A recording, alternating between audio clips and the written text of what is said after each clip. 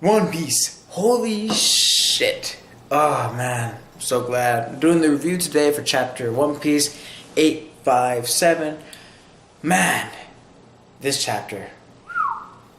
Basically, Luffy, Sanji reunited, and they're talking to the rest of the Straw Hat Pirates through a little shard glass mirror that was left over from the other battles. And they basically, Jinbei is with Nami, with Chopper, with Carrot, and they go over what to do next. What is their base of action? How the fuck do they get out of here? And how the fuck do they save Sanji and his family at the same time? And as usual, the comedy on point in One Piece, as always. Fuck yeah. You have Sanji telling him, like, hey, Luffy, you don't have to drag them into this with the whole Big Mom thing. And he hears, like, Nami's voice, and he's like, oh, shit, it's Nami. He's, like, all scared because he kind of, like, pretty much made her cry and, like, made her all, like, scared and worried about him. And fucking Oda just owns it, man. It's not like some sappy thing where Nami's like, oh, Sanji, I'm so glad you're safe. No, he does it right because this is Nami's character. She's a cold, heartless bitch. She basically tells Sanji, I'll never fucking forgive you. And, like, the arrow comes out from the little, like, bubble and, like, stabs her right in the heart. It's just hilarious. And then, of course, she backtracks and says, but I'll put it behind me. I'm going to have to drag you back to the pirate ship. And we'll be Nakama again. And, of course, with the humor, Sanji's like, oh, are you proposing to me, Nami? And it was just so glad to see that relationship. It's just so awesome, like, seeing Sanji back. Sanji, you know, he's starting to get happy again. It starts to feel like the year of Sanji, where it's a good thing, not a bad thing, where he keeps fucking getting his ass kicked and crying all the time. So it's good to see. But that's just the comedy part. The rest of it, holy fucking hell, man. Oda, you surpassed my expectations again with the imagination and the things you pull. Oh, awesome. The fucking Supernova, the worst generation, they have been like amped up. Oda is doing a great job of writing these characters of the Supernova little by little. He's giving every one of them a role. Fucking Law, fucking Mad Monk, beating one of the fucking captains or the badasses of Big Mom's crew. And then, of course, now you got Capone in here. He's in on this bitch. And just when I thought Capone is kind of like a wimp for going under the wing of Big Mom, now it's pretty obvious that he had something going in the back, especially when he shot Peckham's. But man, this Oda is just owning up to these the worst generation, and he's making them look like badasses. I can't wait to see how this plays out. Basically, Capone, the reason why he went under Big Mom's wing was so he can take her out himself. And it's just awesome. They show like some backstory on how the reason why he joined the whole pirate life was because he got bored of the dominance back in the West Blue.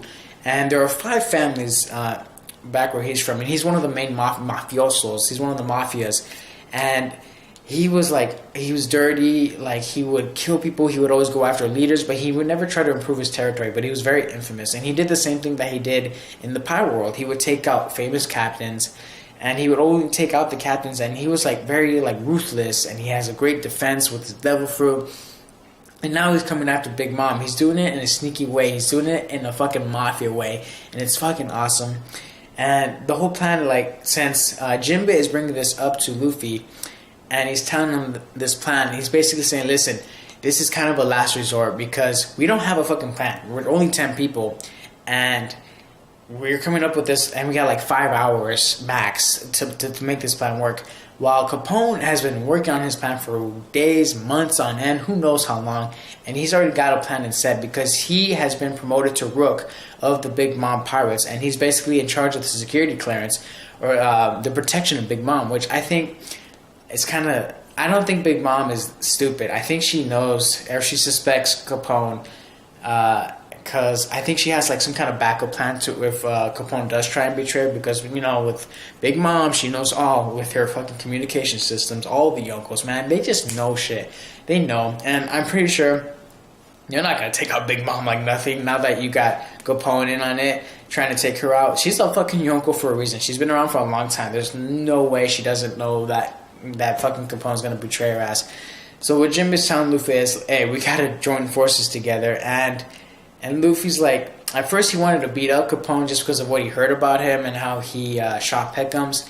But then he is kind of open to the idea. It's kind of weird. Luffy went from like wanting to beat the shit out of him to like, oh, okay, let's beat him. He gets all happy-go-lucky. I was like, what the hell?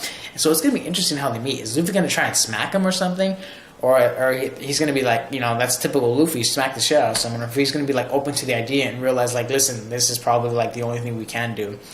And the combination, like Luffy is working with like every fucking supernova little by little, each one at a time, man. I wonder who's gonna be next after Capone, because I'm so excited. Jinbei, Capone, and Luffy. It's gonna be awesome. The action. Oh, cannot wait to see how this goes down. And this arc was paced pretty damn good. It doesn't feel rushed. It doesn't feel forced. It doesn't feel like it's like dragged out. The climax is literally around the corner. But then again, the Dressrosa felt like it was around the corner, but then it kept dragging on, even though I still like that arc.